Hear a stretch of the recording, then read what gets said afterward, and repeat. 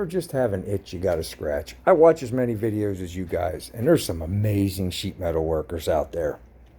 And I see a lot of the guys are still using the old oxyacetylene with just TIG wire, just 70 SR, what is it, 6 wire or whatever it is. I got some 030 MIG wire I could try to use as a filler, and I got 1/16 TIG wire. I haven't done this since I was a kid. I don't even know if I could still do it. I've been spoiled by the trades, you know, the Navy, and then my jobs have always gave me good welders to use, and then I got this stuff. It's pretty decent, this Eastwood stuff. I got my MIG, and I even have a TIG unit. So you're like, well, why would you ever want to use oxyacetylene to weld with? You never know. It might be all I have at some point. So I want to try it. And I'm just going to use just regular TIG wire or the MIG wire filler there with we'll cut a couple pieces off this old piece of pan.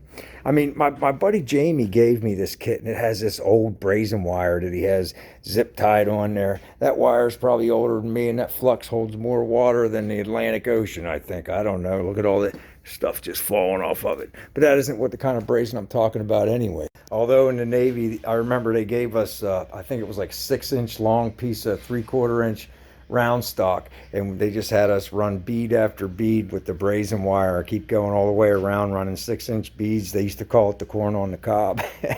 That might be the last time I ever brazed, I don't know. But anyway, we're not doing that today. Let me just cut this sheet metal, and let's see if we can fuse it together with what we got.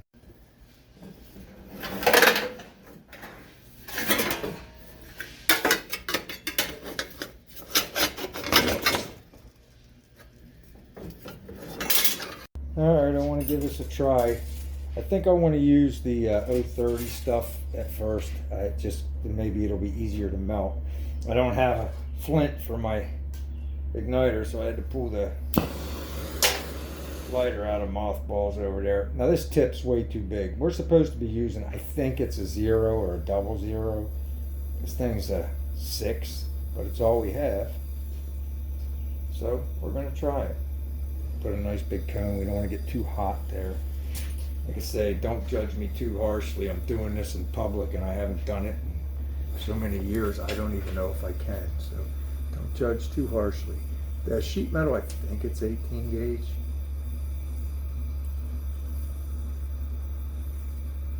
That's tacked. I don't really have a proper gap. I hope I burn through. I can't say that I will. I mean, you know, full penetration. Probably not on my first time. I would have to set the gap. I think I need a heat brick or something. My God, it's like a... Oh.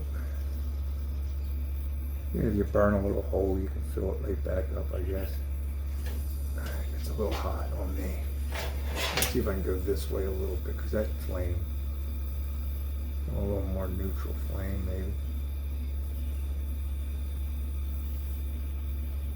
Really, really hot. Let me see if I can turn it down.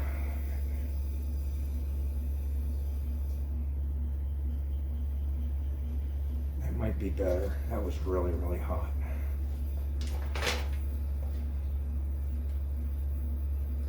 I take my time a little bit better. That's why I'm real shaky too.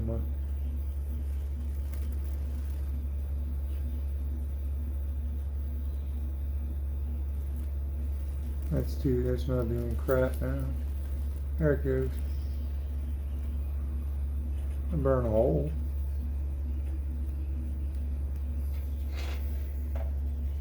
Guess I do want to.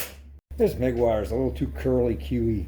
I can try to straighten it out. I'm just going to go and try this heavier stuff, see what happens. We're just practicing, right?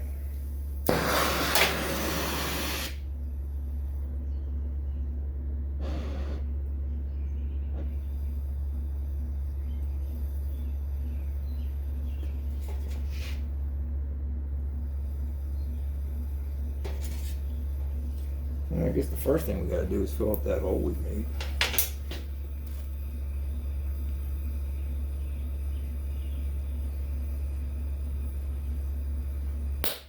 Oh, that wasn't a good thing.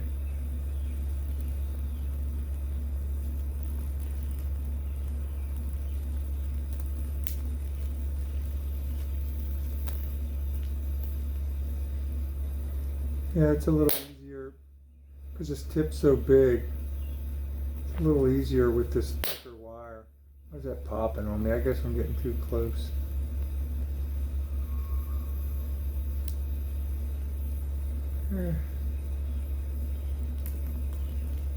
See, I'm having trouble keeping a puddle.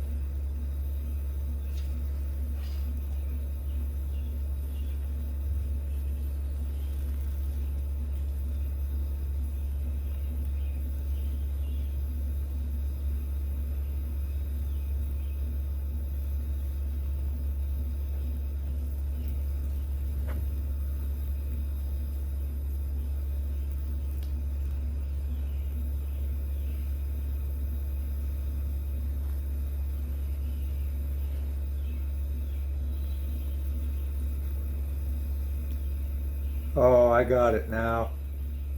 It's coming back now. Look at this, guys. Woo-wee.